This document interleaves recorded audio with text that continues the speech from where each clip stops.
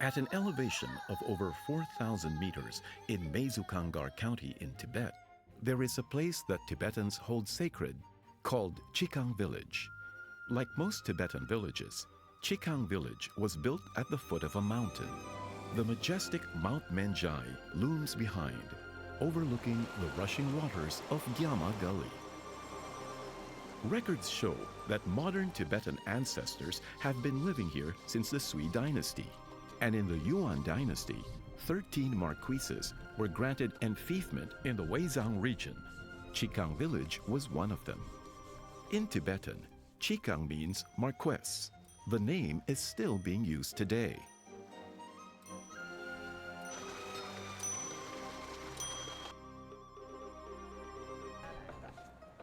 "28-year-old Lihai Rong is a Han man from Gansu province.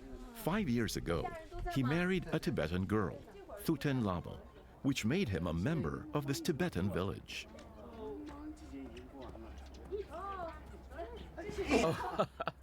Is that your daughter? Yes, this is my daughter. Hello there. Say hello. How old are you? 3. 3 years old. She understands Chinese? She does. Is your mom home? Lihai Rong and his wife work in the copper mine in the Gyama Gully, 5 kilometers away from the village. They live in a dormitory on weekdays, and on weekends go back to the village with their children. And this is? My son. You have a son and a daughter. What a happy family. Auntie, I heard you brought up your granddaughter. Yes, Did you ever get tired while doing it?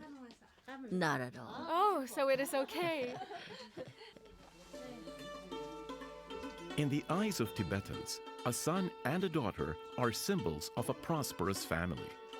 The new baby brings happiness to the family that combines 2 ethnicities. Lihai Rong thinks he is a very lucky man because he married a kind and caring Tibetan girl. He met Lamo at work in 2009. They gradually fell in love. One day, Lama proposed to bring him to a village nearby. She only told me that she would take me somewhere. I was new here, and I found everything mysterious. I said, yes, I will come. But she brought me to her home. And she introduced her parents to me. I was very surprised that time. I did not bring a gift, so I felt very embarrassed. My mother-in-law asked me if I am Han or if I am Tibetan the very first time that she saw me. I think it is because I look a little like a Tibetan. So my wife said that I am Han. And she said, okay then. The frank Tibetan girl, now his wife, also expressed her feelings for him very directly. It made Lihai Rong nervous and uncomfortable. He did not understand the Tibetan language. He also had no idea of what her family thought of him. When I brought him back to our village, my mother said it was fine. Only if he will treat me nicely. He looked dependable. The word dependable relieved Lihai Rong from his worries about being liked. 5 years ago, Lihai Rong didn't understand Tibetan, but now he can communicate with his family well. Lihai Rong has totally integrated himself into local life. Meanwhile, he has brought many customs of the Han to the family of his wife. Tibetan-style breakfast, Han-style lunch and dinner. Their living habits have adapted to and mixed with one another. Do you still remember what you ate the first time you came here? The first time I came to this village, we ate gutu. It is what they call a dough ball. Then I had buttered tea. Did you feel uncomfortable? No, I kind of felt familiar with this place when I came here for the first time. Are the other family members fine with Han-style meals? Yes, they are already used to those meals. There are times when I am not yet home.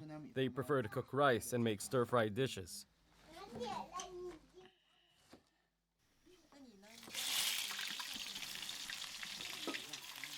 Meanwhile, on Lamo's table, there is the traditional zanba, or buttered tea, and some characteristic dishes and rice of the Han. The different foods that they cook in their home seem natural and harmonious for everyone. Lamo's mother treats her son-in-law like her very own. She treats me like a son. If I'm exhausted from the farm work I did, she takes care of me, buys me some water, and then she asks me to take a rest. And on holidays, I take part in all kinds of festivals. During the transition festival, I participate in reciting scriptures, and then I get on well with the villagers. Everyone who knows me knows I'm the son-in-law of the Chen. They call me Fatty, affectionately. The villagers here are very simple.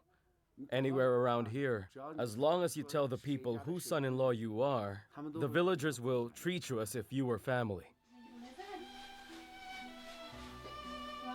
In Chikang village, this Han man has not only won the heart of a Tibetan girl, he has also been accepted by the villagers. In Chikang village, with only 280 families, or about 1,400 villagers, there are 15 families with a mixed marriage like Lihai Rong's. The son-in-law of Dechen, the daughter-in-law of Tashi. Titles like this can be heard everywhere in the simple and small village. This is a very common situation for local Tibetans like the Lamos. In fact, mixed Tibetan and Han marriages have been occurring as far back as 1,000 years ago.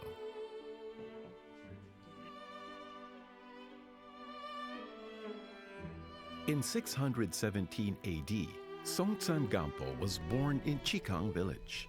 As the greatest king in the history of Tibet, Songtsen Gampo moved the capital from Chikang to Lhasa. Unifying the ministries in Tibet and creating its language, he established the Tibetan regime step by step. To get along well with the Tang dynasty and to bring in advanced culture and technology, he sent envoys to Chang'an several times in the hopes of finding a wife. Emperor Taizong of the Tang dynasty finally obliged by offering the hand of his daughter, Princess Wanchang. When Princess Wanchang came to Tibet, she brought many pagodas, scriptures, and statues. It was during this time that the famous Jokhang Temple was built. All these played a significant role in the rise of Buddhism in Tibet. Princess Wanchang also brought hundreds of books on manufacturing and medicine, as well as many grain seeds. She taught the people how to plant crops and raise silkworms. Songtsen Gampo deeply respected the versatile princess. He built the Potala Palace for her, and he often consulted her about politics and management in the Tang dynasty. That served as a guide on how he must rule Tibet. The marriage between Songtsen Gampo and Princess Wanchang is one of the most important events in the history of Tibet and is etched in the hearts of all Tibetans. There were two important elements in their marriage.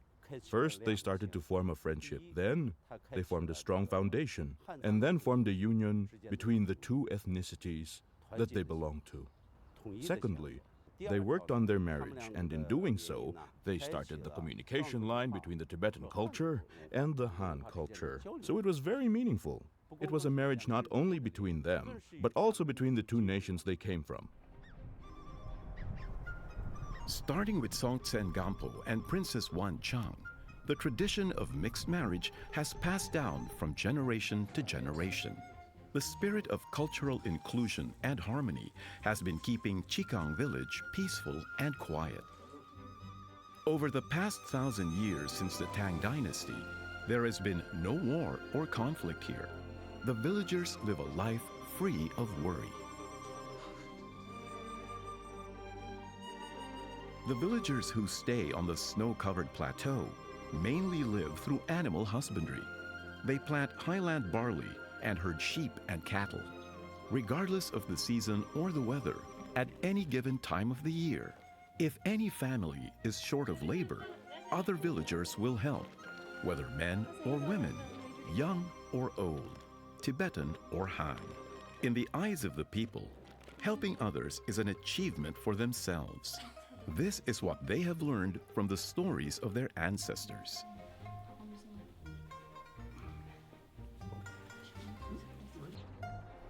Flanked by snow-covered mountains, hundreds of antique Tibetan houses are proportionally well distributed on the hills overlooking the peaceful land.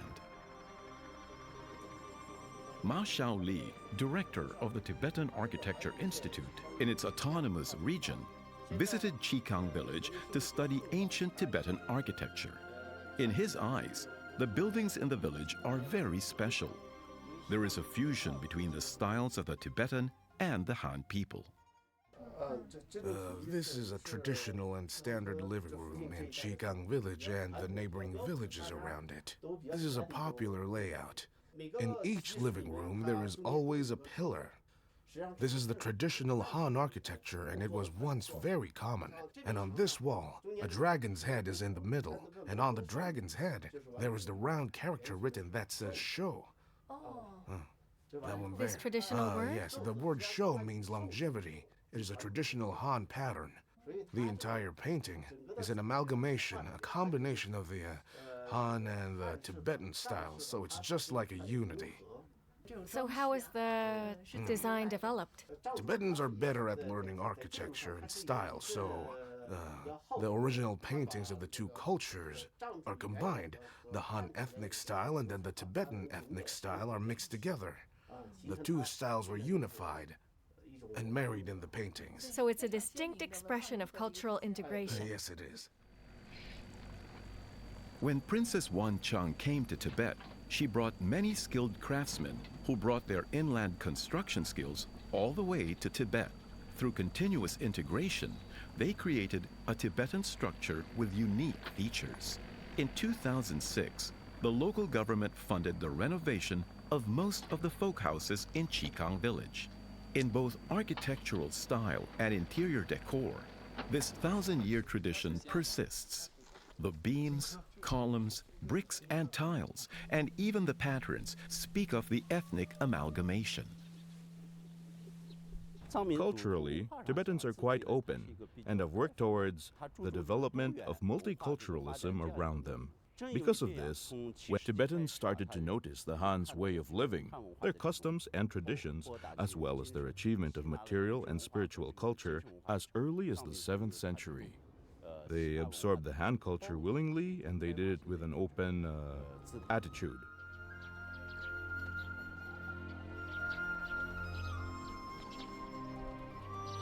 More than 1,000 years have passed, and the home place of Songtsen Gampo still has green grass and gurgling springs. The spirit of solidarity advocated by the leader has been passed down for generations. Local villagers built a special temple beside his former residence, where statues of Songtsen Gampo and Princess Chang have been consecrated. Even after thousands of years, the temple still receives many worshippers. October is a happy and festive season. It is a time for harvest. To remember Songtsen Gampo and celebrate the harvest, villagers who normally farm and keep house take out their most elaborate costumes and ornaments and dress up. This is the village's long-awaited sacred ritual. They have made songs and dances in worship of their predecessors to be passed down for generations.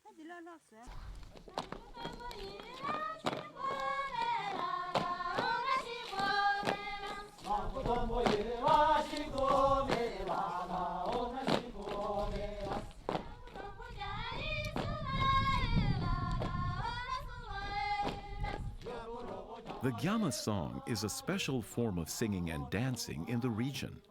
It is popular and widely sung, telling the story of Princess Chang's coming to Tibet.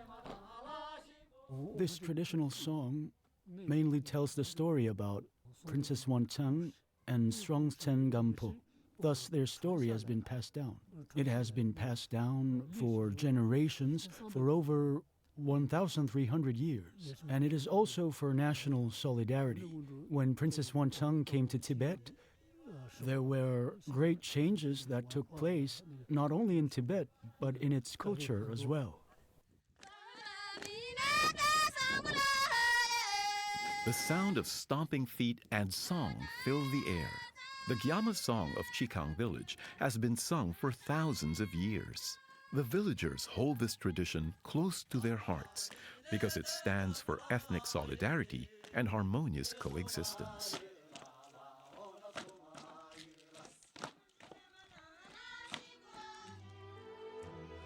Under Princess Chang and Sulks Gampo's influence, Chikang village produced many notable people who became officials. The senior official of National People's Congress, Ape Awang Jinmei, is one of the most recognized. In 1910, Ape Awang Jinmei was born in Horkang Manor. His old name was Horkang Awang Jinmei. He spent his younger days here, and in 1935, at the age of 25, he married into the Ape family, and thus became Ape Awang Jinmei. Today, in the summer and autumn of every year, the descendants of Ape Awang Jinmei come to Chikang village to remember their ancestors. Ape Jingyuan is the youngest son. As a boy, his father told him about his experiences in Horkang Manor. He spent his childhood here. When he was a young adult, he went back to the mansion to live. He helped his mother manage the mansion that time. During that period, he had the chance to make contact with the children of the serfs there in the mansion. He worked with the other young adults like him. He was a child of the aristocracy, but he had the chance to meet children of the laborers, even at the lowest level. So I think it did play a vital role in his future life path, as well as the progress of his maturity, thinking, and reasoning.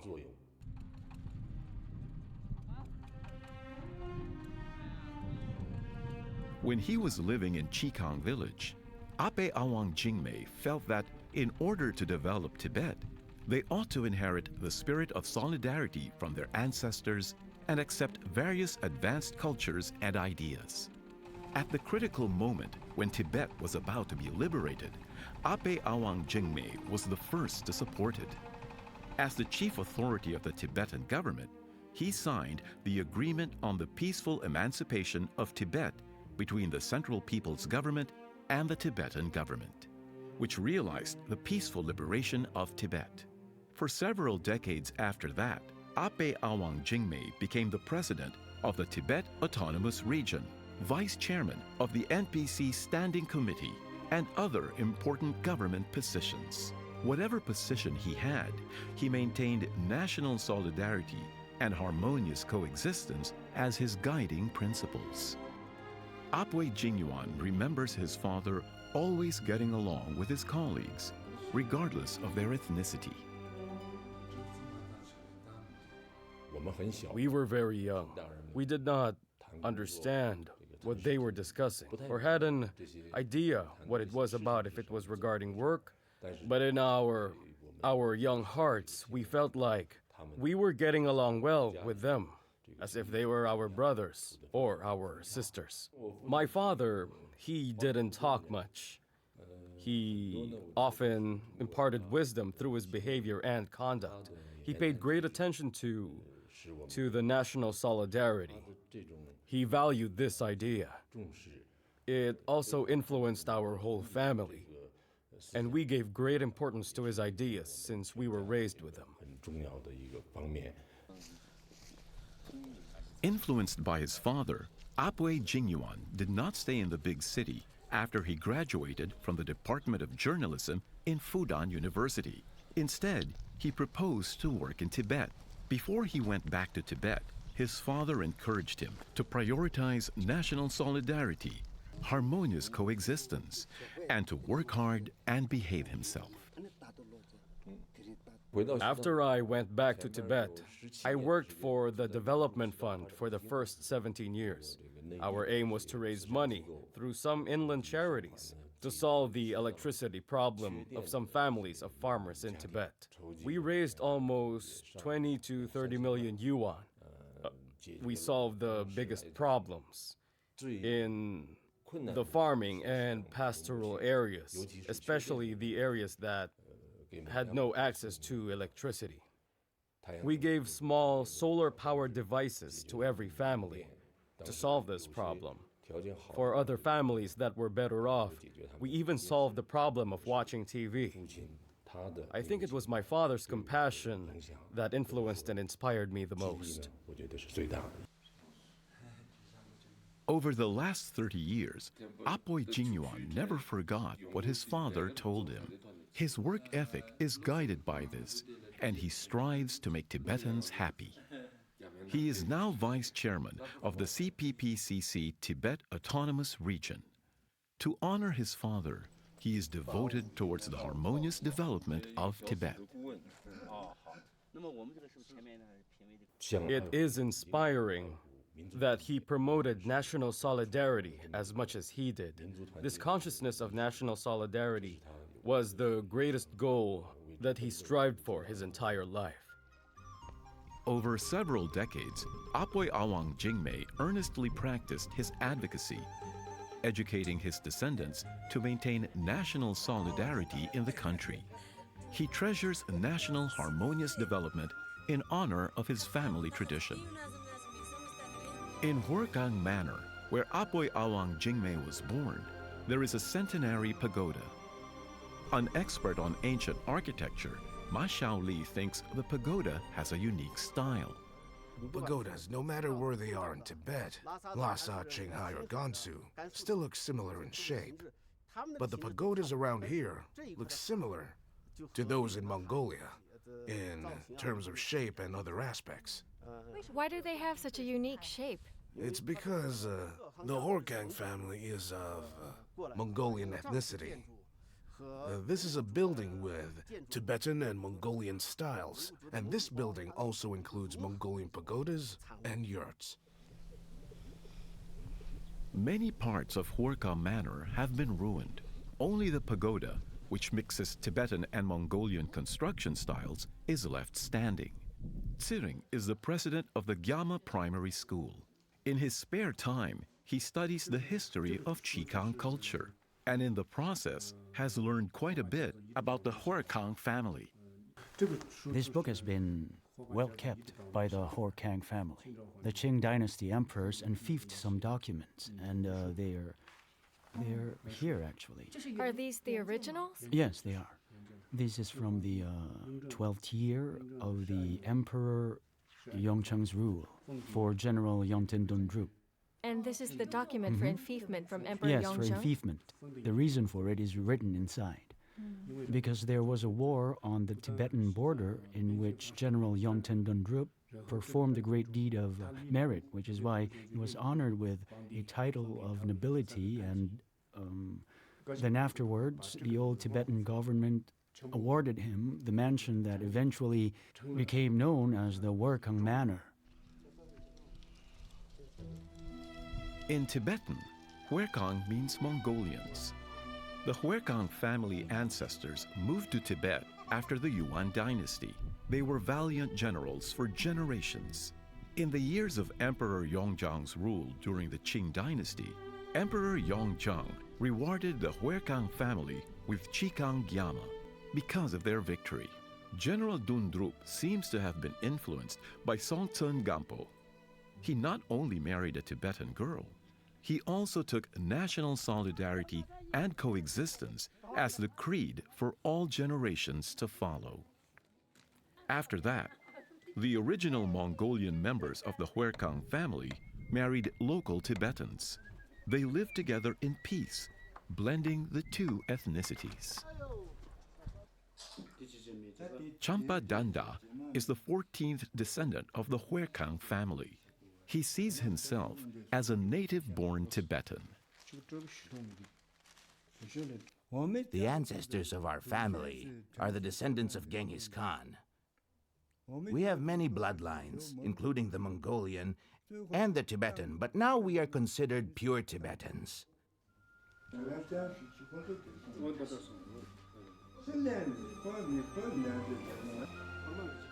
Over the past 200 years, the Huarkang family descendants have always abided by their tradition.